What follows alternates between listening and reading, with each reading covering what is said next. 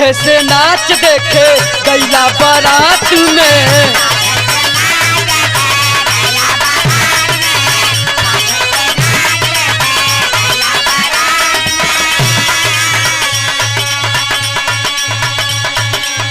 भइल बड़ा है हरियापन मेहर छोड़ी रात में।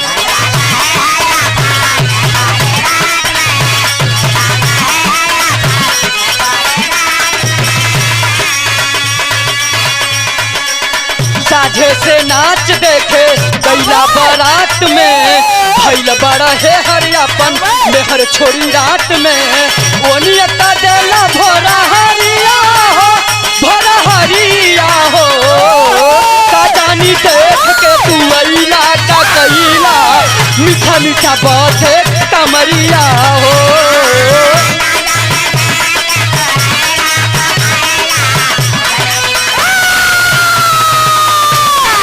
जिया से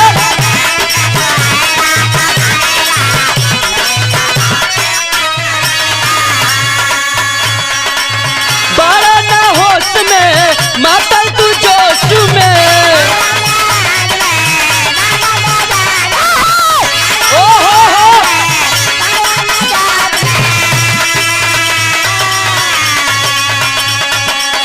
बड़ा ना होश में मातल तू जोश में।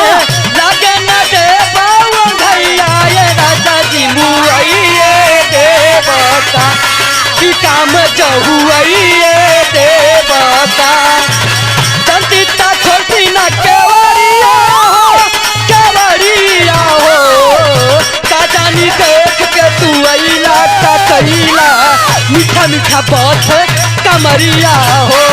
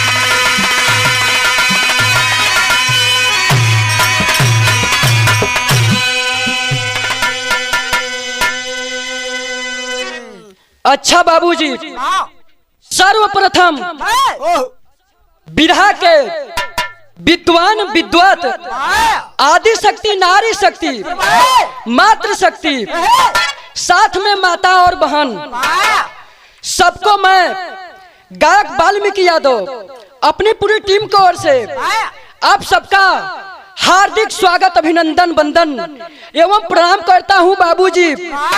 और आदरणीय हमारा पिता तुल्य कवि किशोरीलाल पांडे जी के कलम से लिखल गई बिरहा आप लोगन के बीच में प्रस्तुत करत है बाबूजी। आप लोगन के जरूर पसंद आई, जरूर आनंद आई। आप लोगन के बीच में वाल्मीकि यादव म्यूजिक के ओर से आया है बाबूजी। आप इसे प्यार दुलार आशीर्वाद दीजिए। आइए मास्टर 4 लाइन भूमिका अगर उठाई के।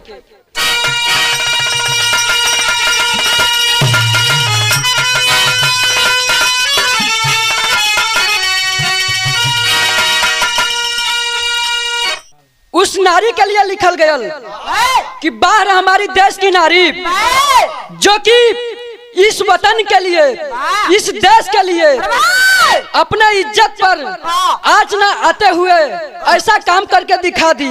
बाहर हमारे देश की वीरांगना। आइए मास्टर।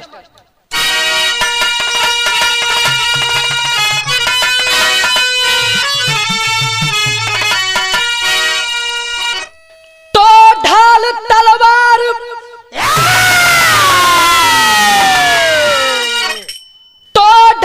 तलवार हो तू महाकाल हो,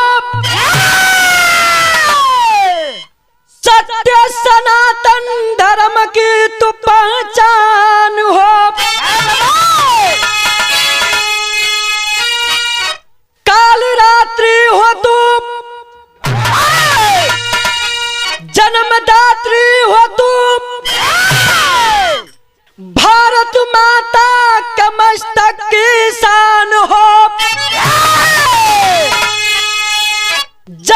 माता हो तुम, भाग्य विधाता हो तुम, नक्षत्र लोक की अनुपम उपहार हो, भारतवर्ष का स्वप्न दृष्टा हो तू, सर्व मंगला सर्व संसार हो।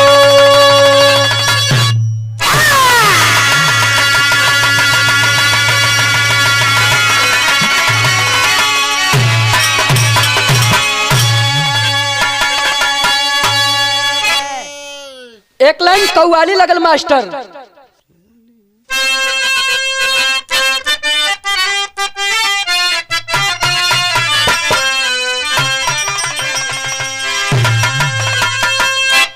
भर दे झोली, भर दे झोली मेरी या मुहम्मद, भर दे झोली मेरी या मुहम्मद, तेरे दर से न जाऊंगा खाली।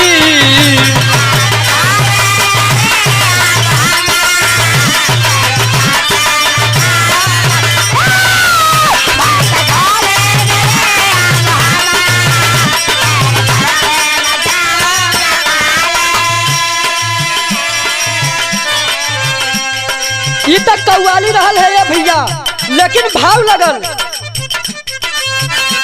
बीरज के लिए लिखल गयल। बाहर हमारे देश का वीर, कैसे भूलेंगे, कैसे भूलेंगे बलिदान उनका, प्राण देकर बचाए वतन को।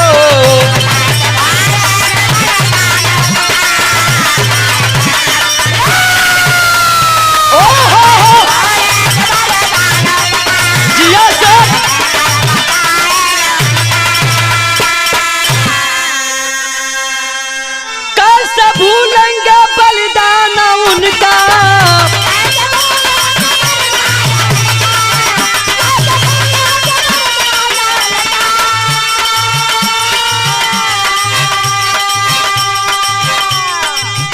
कैसे भूलेंगे बलिदान उनका, प्राण देकर बचाए वतन को। कैसे झुकेगा, कैसे झुकेगा झंडा तिरंगा, गले हंसकर लगाए कफन को।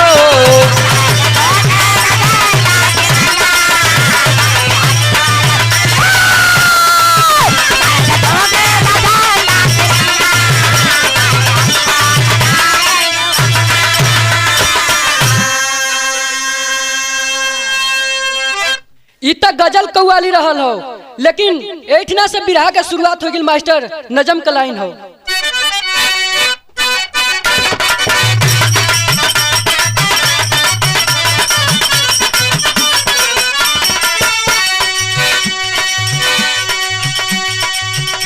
बाहों में भरा लोहू है लोहू की कहानी, बाहों में भरा लोहू है लोहू की कहानी, जंग में गरजती वीरों की जवानी।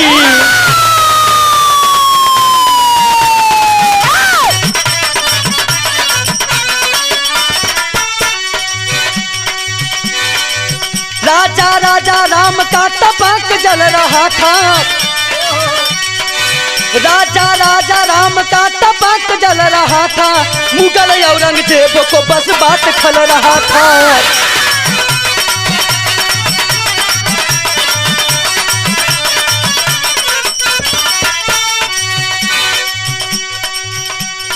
गढ़ को छोड़ो वरना संग्राम होगा भारी, गढ़ को छोड़ो वरना संग्राम होगा भारी, है पत्र पठाया औरंगजेब या नारी।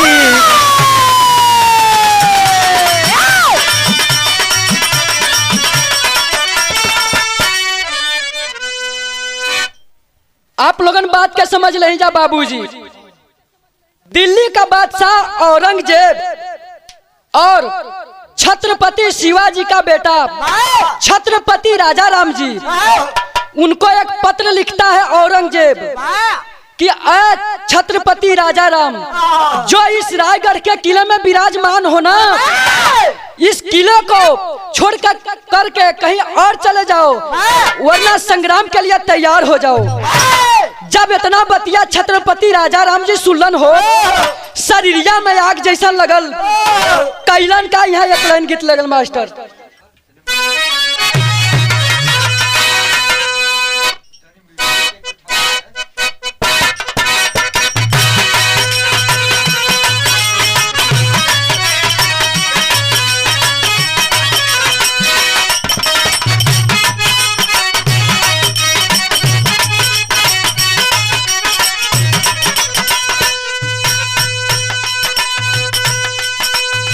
कौनो आशिक अपने मासूका से कहत हो,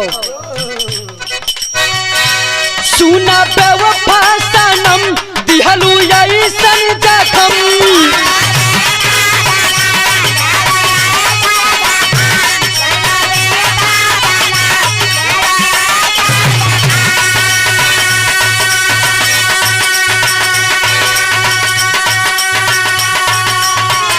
सुना बेवफा सनम दिहलू ऐसन जखम, तोहके मारी हम जाना भर पाई हो, तोहार याद हमर जान लेके जाई हो, तोहार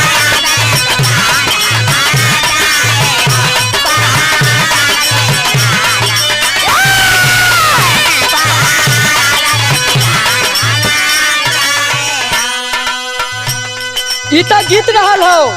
लेकिन छत्रपति राजा राम जी कैलन का,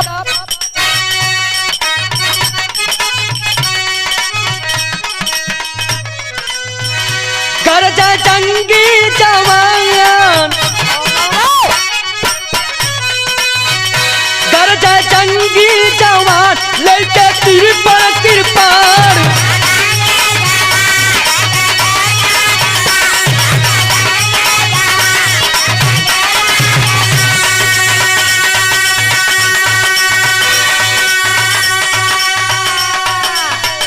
गरजा जंगी जवान लेके तिरपन तिरपान, तोहरे लोहू में खंजर नहाई हो, बात दुश्मन का कैसे सहाई हो, बात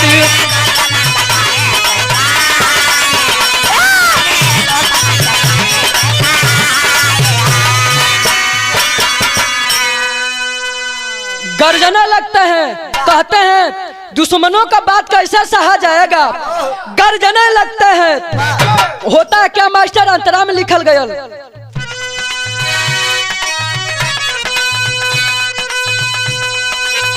सीधा वापस है राजा राम के पगरिया,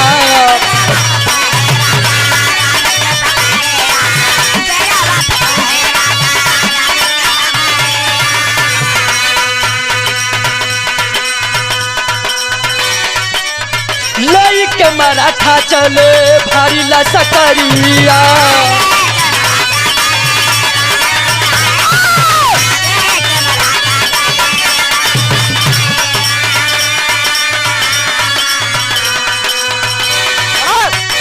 तड़प तोहरो गुमान हम देशवा महान,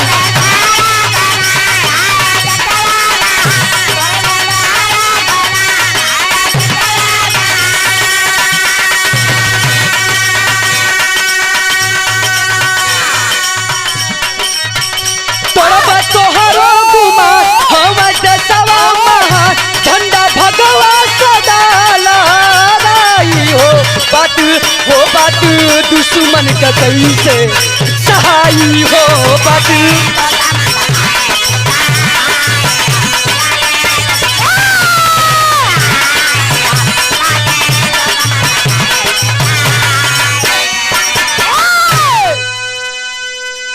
गर्जना लगते हैं वीर, युद्ध के मैदान में आ जाते हैं। एक और औरंगजेब का सेना, दूसरा ओर छत्रपति राजा राम जी का सेना, युद्ध होने लगता है बाबूजी। तब तक तक होता है क्या, फिर एक लाइन गीत लगल मास्टर।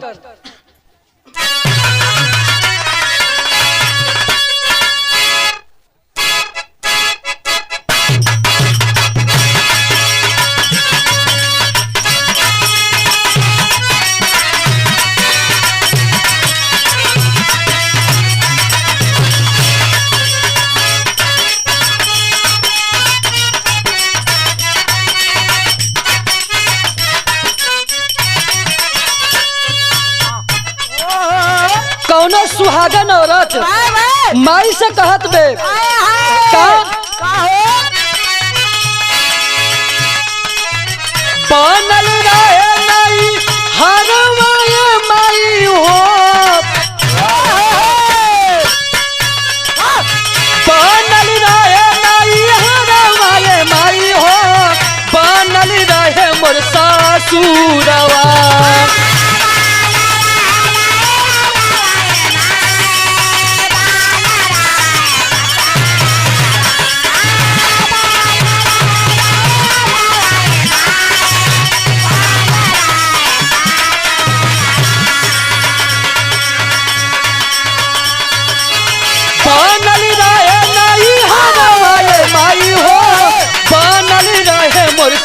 सूरवा अरे ऐसन बरवा दिए मयरिया सजल रहे मोर से नूरवा।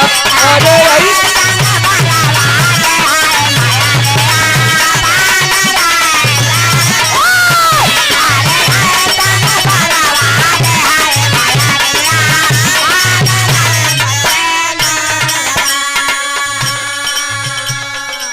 युद्ध होने लगता है बाबूजी, तब तक होता है क्या,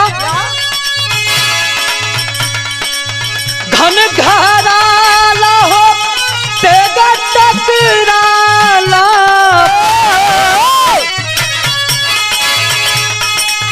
घन घराला हो तेगा टकराला, कर जैसे सरा दारवा।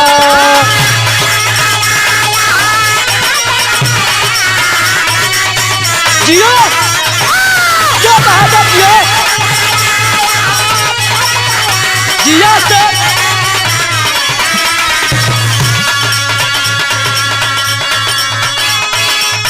घन घराला होते टकराला, कर जैसे सरा दारवा। अरे छमकी छमकी छम चल तलवरिया, चम चम चम कचे हरवा। अरे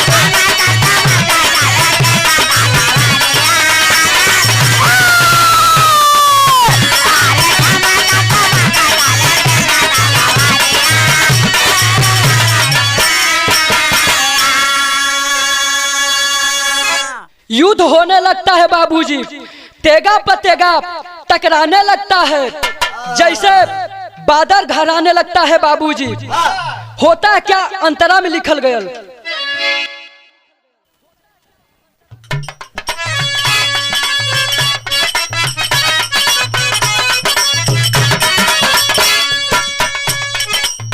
पौलन पार हार गईल जवनावा,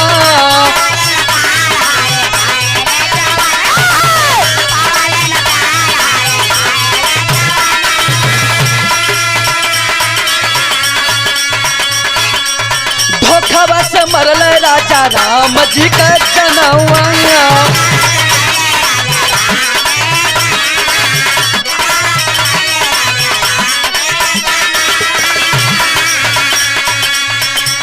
समरिया सही है बाप मिलल खबरिया,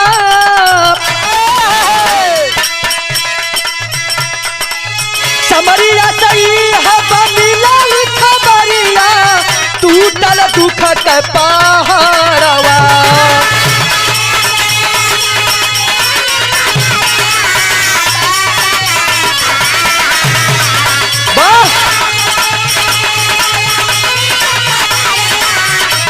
राजू भैया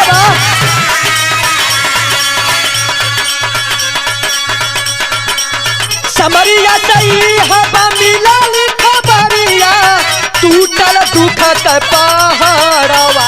अरे फफा की फफा की देखा रोम राज रानिया अमर भइल से नूरवा।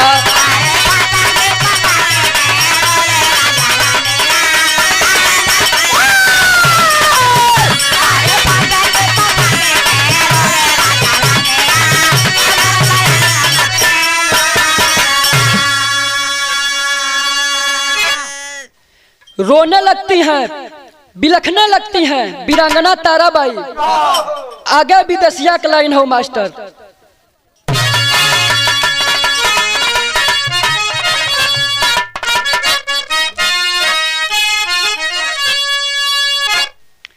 राजागढ़ के किलावा में, राजागढ़ के किलावा में मातम छाई गईल हो।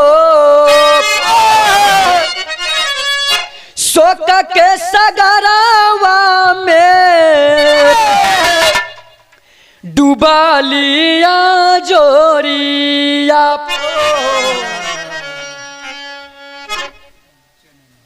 जननी जन्म भूमि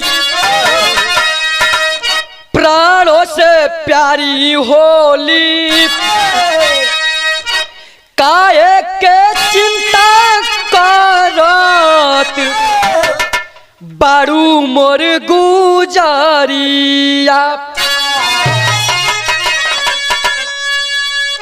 राजा रानी तारायग बबूला होई गईली हो। गरज लागल हथावा में नंगी तलवारिया।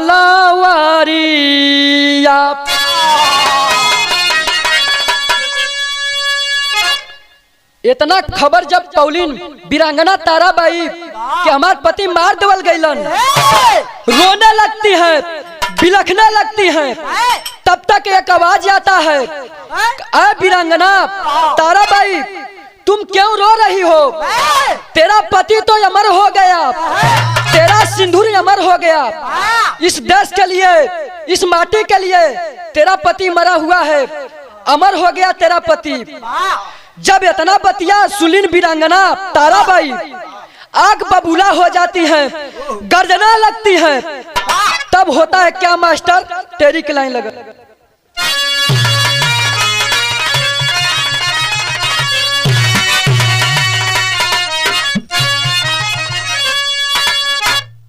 सजैब हम लोहू से मंगिया, जननी जन्म भूमि के खातिर प्राण गवई।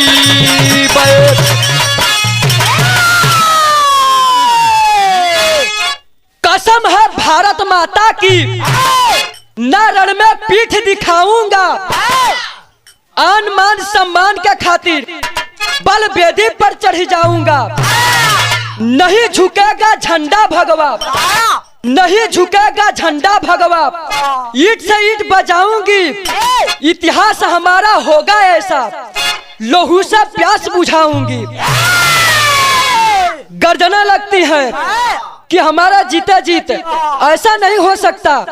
मैं अपना पति का बदला लेकर के ही रहूंगा। लड़ाई में, युद्ध में लड़ने के लिए चल देती है वीरांगना ताराबाई। कैसे लड़ाई होता मास्टर? फिर एक लाइन गीत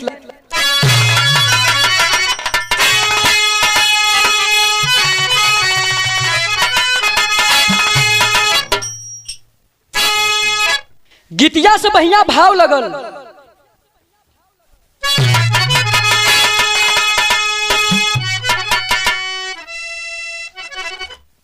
मुगल पलटनिया कर,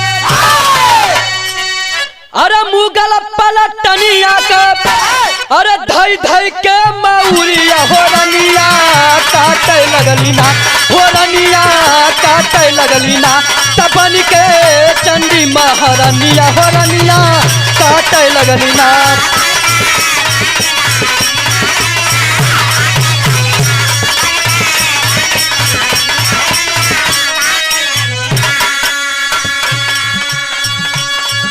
दुश्मन का लोहू पिया धरती खा खाई के, बंदन अभिनंदन कर वीरता धाधाई के।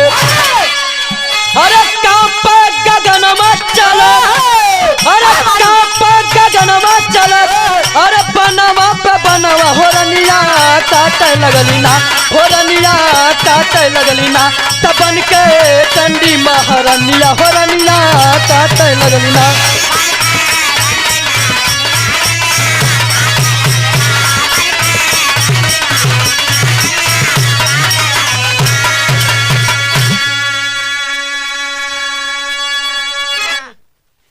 जाकर के युद्ध में धरती से लोहू लाल कर देती है बाबूजी वीरांगना ताराबाई।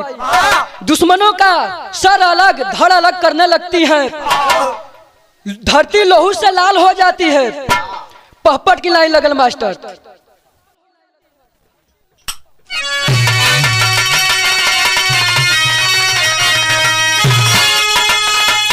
अरे गरजा वीर बघेला मछ मुरेरी भेरी बाजल बाप, अरे गरजा वीर बघेला मछ मुरेरी भेरी बाजल बाप, लगल लाश कारण में देखा ढेरी भेरी बाजल बाप।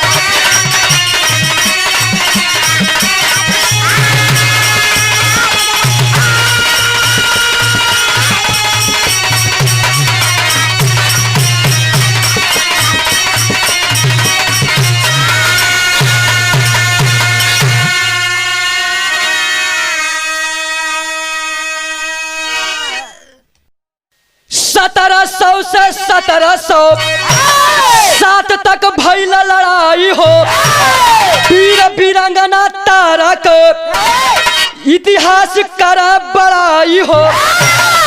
अरे शेर सेनानी मारा दुश्मन के हेरी भेरी बाजल बाप, अरे लगल लाश के रण में देखा ढेरी भेरी बाजल बाप।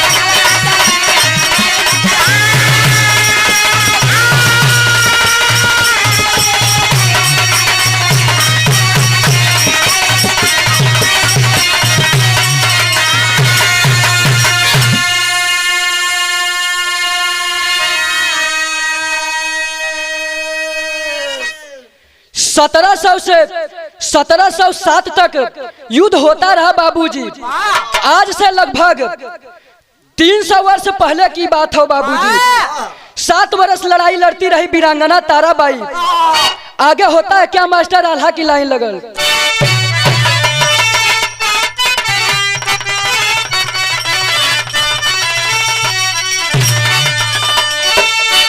अरे छत्रपति शिवाजी के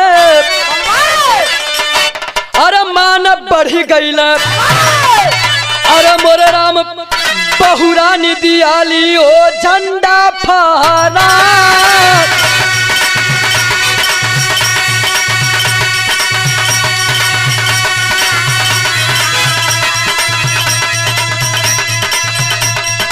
चम चम चमका राजा राम का कीर्तिया,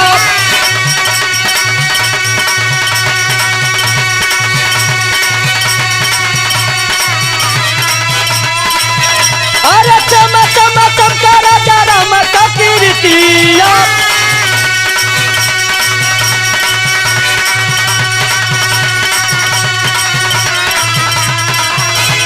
दिहाली हुकूमत औरंगजेब का हिला,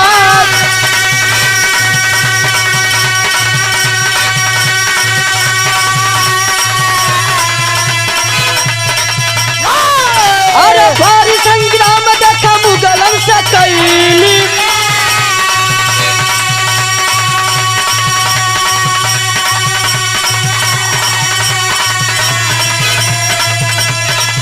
अरे भारी संग्राम देखा मुगलन से कैली।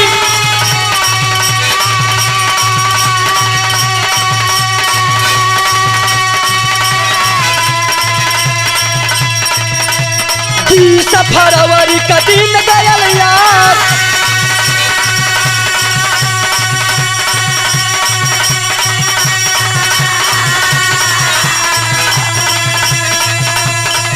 अरे 1707 का रहली समैया,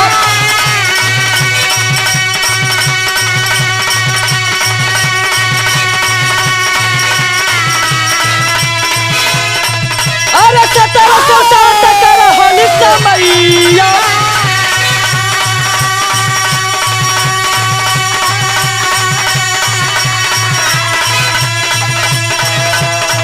अरे दुनिया से बादशाह गयल हो पारा।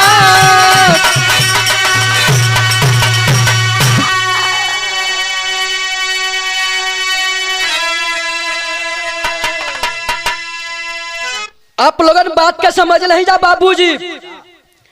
20 फरवरी 1707 7 वर्ष वीरांगना ताराबाई लड़ती रही, जो कि ऐसा छत्रपति शिवाजी जैसा काम नहीं किए, छत्रपति राजा राम जी नहीं वैसा काम किए, वैसा काम करके दिखा दी वीरांगना ताराबाई।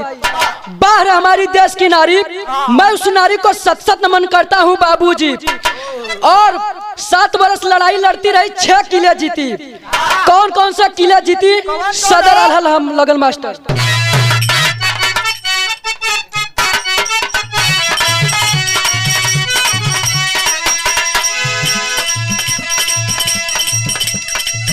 अरे सिंहगढ़ पतारा तू रतैल चढ़ैया।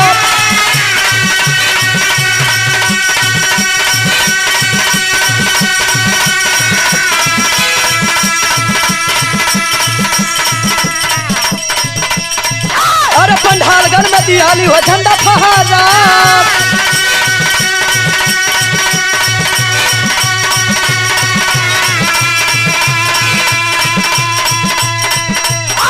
अरे भारी लड़ाई विशालगढ़ में भइली।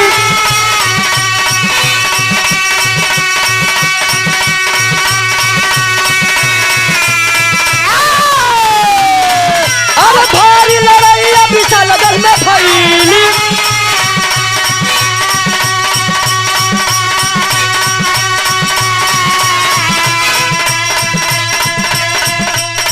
अरे पुरंदर में दिहाली हो बिगुल बजाऊआ।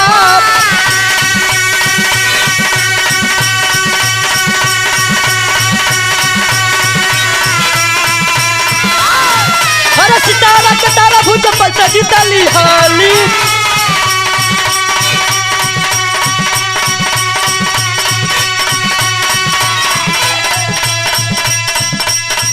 अरे सितारा के तारा भूत पर सजी तली हाली।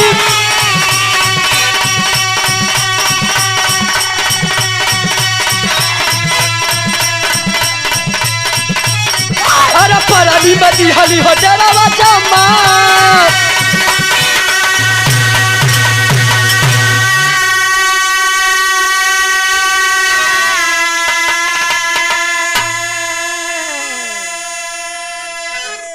यही 6 किला जीत लेती है बाबूजी वीरांगना ताराबाई।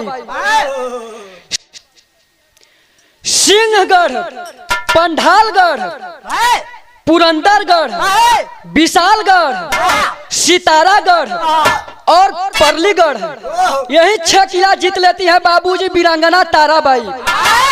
आगे खड़ी की लाइन हो मास्टर।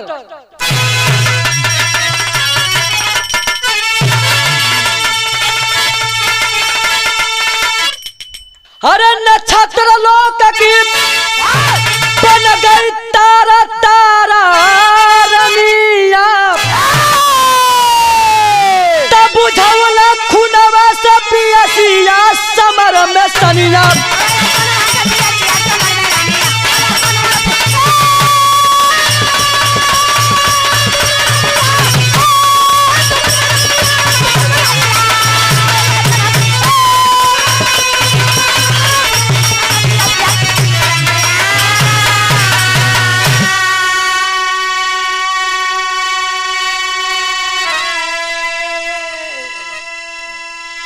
सिरावा पैसो हो वीरांगना के ताज हो। देशवा हमार करब अरे तोहरा पे नाज हो। अरे चम चम चमका चमन में देखा बली दनिया। तब बुझवला खुनवा से पियसिया समर में सनिया।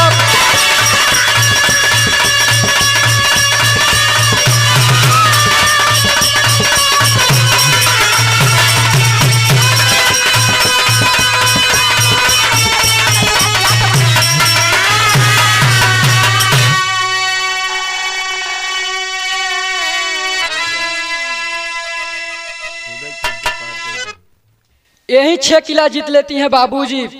उनके सर पर ताज बांधा जाता है बाबूजी। यही हमारा बिरहा का कहानी रहा बाबूजी। गुरु घराना के परिचय है।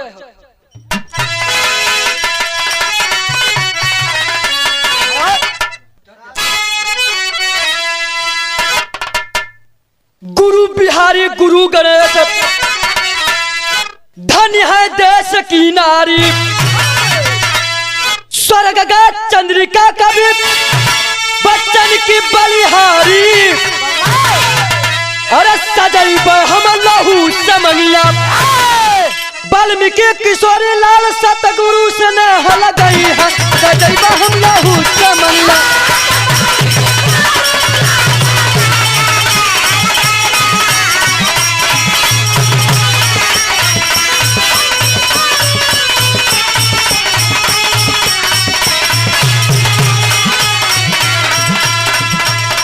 मेरे देश की लड़की, मेरे देश की लड़की पहन के वर्दी हुई फौज में भर्ती। मेरे देश की लड़की,